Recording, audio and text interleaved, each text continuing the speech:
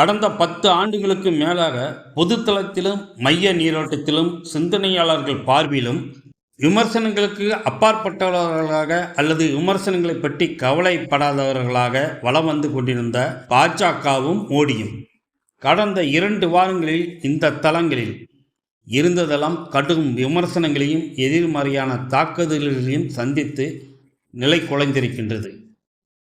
அப்படி சொன்னால் அது மிக இல்லை. காரணம், இன்றைக்கு இந்திய தேர்தல் களம் பாரதிய ஜனதா கட்சிக்கு வாழ்வா சாவா என்ற கட்டத்தை இந்த பொதுத்தள விமர்சனங்கள் கொண்டு வந்து நிறுத்தியிருக்கின்றன. உதாரணங்களுக்கு சிலவற்றை பார்க்க. எக்கனாமிக்ஸ் டைம்ஸில் வெளிவந்திருக்கும் ஒரு செய்தி நிச்சயமாக மோடியின் தூக்கத்தை துடைத்து எறிந்திருக்கும். அது சொல்கிறது, ராஜஸ்தான் மாநிலம் பன்ஸ்வாராவில் பிரதமர் மோடி பேசிய இஸ்லாமியர்களுக்கு எதிரான வெறுப்பு பேச்சுக்கு எதிராக நாடு முழுவதுமிருந்து பல்லாயிரக்கணக்கான இமெயில்கள் தேர்தல் ஆணையத்துக்கு அனுப்பப்பட்டது. மோடிக்கு எதிராக நடவடிக்கை எடுக்க கோரியிருந்தார்கள் அந்த மெயிலில். அப்படியான இமெயில்களில் அமெரிக்காவில் வாழ் பட்டேல் இனக்குழுவின் கடிதங்களும் இடம்பெற்றிருந்தன என்பதே அந்த செய்தி. காலங்காலமாக RSSக்கும் பாஜகவுக்கும் பக்கப்பலமாக நின்று கொண்டிருந்த பட்டேல் இன மக்களை மோடியின் இந்த இஸ்லாமிய வெறுப்பு பேச்சினை விரும்பவில்லை என்பது உண்மை. சிறுபான்மை இன மக்களை தவிர்த்துவிட்டு இந்தியாவின் வளர்ச்சியை நாம் உறுதிப்படுத்த முடியாது என்ற காங்கிரசின் கொள்கையை அவர்கள் ஏற்றுக்கொண்டிருப்பதை தான் இந்த நிகழ்வு காட்டுகிறது. நாம் அனைவரும் குஜராத் உள்ளிட்ட பாஜகவின் கோட்டைகளாக கருதப்படும் வட மாநிலங்களில் அக்கட்சியின் பாரம்பரிய ஆதரவாளர்களான ராஜபுத்திரர்கள்தான் பாஜகவுக்கு எதிராக வீதிகளில் வந்து குடும்பத்தோடு போராடி கொண்டிருக்கிறார்கள் என்பதை பார்த்து கொண்டிருந்த நிலையில் இன்னும் ஒரு முக்கிய சமூகமான பட்டேல் இனத்தவர்களும் பாரதிய ஜனதா கட்சிக்கு எதிராக வெளிப்படையாக களமிலே இறங்கியிருக்கின்றனர் என்பது நமக்கு ஆச்சரியம். ஆனால் மோடிக்கு அதர்ச்சியான செய்திதான்.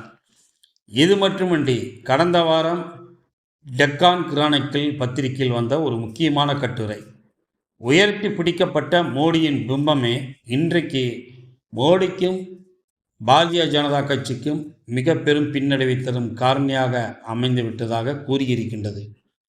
அதற்கான காரணங்களையெல்லாம் மாநில வாரியாக மட்டுமல்லாது தனித்தனி பிரிவு கொண்ட மக்கள் வாரியாகவும் அந்தந்த மாநிலங்களில் உள்ள முக்கிய கட்சிகள் மற்றும் கூட்டணி கணக்குகள் பற்றியும் அலசியிருக்கின்றது அந்த கட்டுரை. தேர்தல் அறிவிக்கப்படும் முன்பே இருந்தே மோடியின் கேரண்டி என்றும் மீண்டும் மோடி வேண்டும் மோடி என்றும் பலவாறாக மோடியை முன்னிறுத்தி பாரதிய ஜனதா கட்சி பேசியும் விளம்பரப்படுத்தியும் வந்து கொண்டிருந்த நிலையில் தேர்தல்கள் நடந்து கொண்டிருக்கும் இந்த நேரத்தில் மோடியின் கேரண்டி மீண்டும் மோடி போன்றவற்றையெல்லாம் தூக்கி போட்டுவிட்டு காங்கிரஸையும் ராகுல் காந்தியையும் பயங்கரவாதிகள் போன்று மக்களிடம் நிறுவ மேடைக்கு மேடை முயற்சி செய்து கொண்டிருக்கின்றனர். இப்பெல்லாம் அவர்கள் முன்பு மாதிரியாக ராகுல் காந்தியை பப்பு என்று அழைக்க மறந்து போய்விட்டார்கள். டெக்கான் கிரானிக்கல் கட்டுரை சுருக்கமாக சொல்லுவது என்னவென்றால், பாரதிய ஜனதா கட்சி இப்பொழுது மோடியை தூக்கிவிட்டு அந்த இடத்தில் ராகுல் காந்திக்கு ஒரு இடம் கொடுத்து விட்டனர் என்பதை. பாரதிய ஜனதா கட்சிக்கு எதிரான தாக்குதல்கள் வரிசையில் நமக்கெல்லாம் முன்பே தெரிந்த நபர் என்றால் அது ஒன்றிய நிதி அமைச்சர் நிர்மலாவின் கணவர் பர்கலா பிரபாகர் அவர்கள். மிக சிறந்த பொருளாதார வல்லுநரான அவர் கடந்த வாரம் வெளியிட்ட அறிக்கையில் மிக தெளிவான தரவுகளுடன் மாநில வாரியாக கணக்கிட்டு அங்கெல்லாம் இருக்கின்ற நிலைமைகளை ஆராய்ந்து நடைபெறும் தேர்தலில் பாரதிய ஜனதா கட்சி 200 இடங்களை தலைகளா நின்றாலும் தாண்ட முடியாது என்று அடித்து சொல்லியிருப்பதை அந்த கட்சியில் இருக்கிறவங்களை புறந்தள்ள முடியல.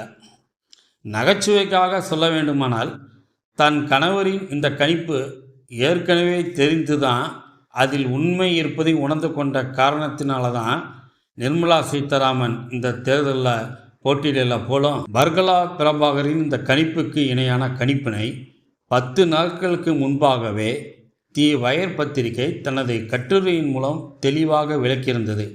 இந்த வரிசையில் இன்னும் ஒரு கூடுதல் உளவை சேர்க்கும் விதமாக தமிழ் செய்தியாளர்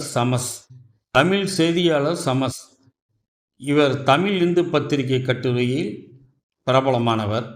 காஷ்மீர் முதல் கன்னியாகுமரி வரையிலான தனது தேர்தல் கள பார்வை பயணத்தை முடித்து கொண்டு வந்து எழுதியும் பேசியும் வரும் கருத்துக்கள் மேற்கூறிய 3 கணிப்புகளுக்கும் மிக பலமான வலுவினை சேர்க்கும் ஆதாரங்களாக அமைந்திருக்கின்றன.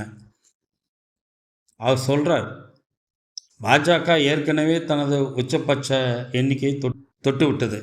இனி அதுக்கு இருக்கும் ஒரே வாய்ப்பு அதிலிருந்து கீழே இறங்குவதுதான் என்று கொஞ்சம் கூட சலனமோ சந்தேகமே இல்லை.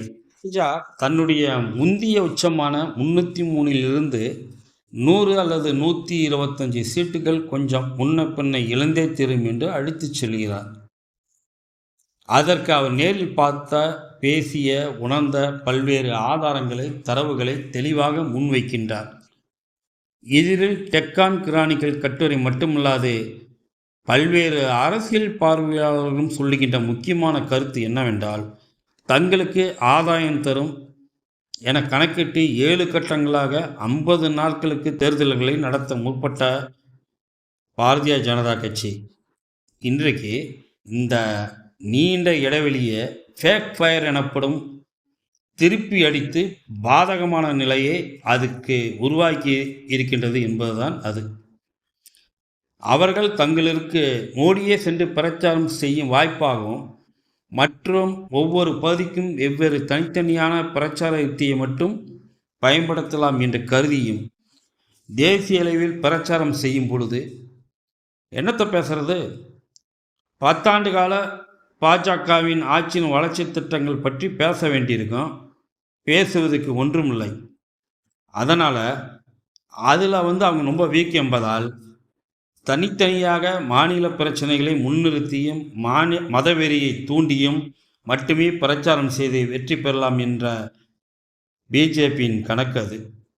ஊழல், விலைவாசி உயர்வு, வேலையில்லா திண்டாட்டம், பொதுத்துறை நிறுவனங்கள் விற்பனை, நாட்டில் அமைதியற்ற நிலை, அரசு இயந்திரங்களை அடியாட்களாக மாற்றிய எதிர்க்கட்சிகள் மட்டுமன்றி காசுக்காக தொழில்துறையை மிரட்டுவது போன்ற காரணங்களால் மோடியின் பிம்பம் கலகலத்து போய் பலவீனப்பட்டு காற்று இறங்கிய பலூனாக கீழே வந்து கொண்டிருக்கும் நிலையில் 1-2 வாரங்களில் ஏப்ரல் மாதத்திலேயே அனைத்து தொகுதிகளிலும் தேர்தலும் நடந்து முடிந்திருந்தால் மோடியின் பிம்ப பலூன் கீழே முழுமையாக விழுந்துவிடும் முன்பாக சற்று கூடுதலாக வெற்றிகளை அறுவடை செய்துவிட்டிருக்கும். அந்த வாய்ப்பை மோடியை கெடுத்துக்கிட்டார். வாரத்துக்கு வாரம் மட்டுமல்ல, நாளுக்கு நாள் மோடியின் பிம்பம் கீழே சரிந்து கொண்டிருக்கிறது. அது சரிய பாரதிய ஜனதா கட்சியின் வெற்றி சதவீதமும் அதல பாதாளத்துக்கு இறங்கி கொண்டிருக்கிறது. So tata bye bye Modi. மோடிக்கு இந்தியா விடை கொடுக்க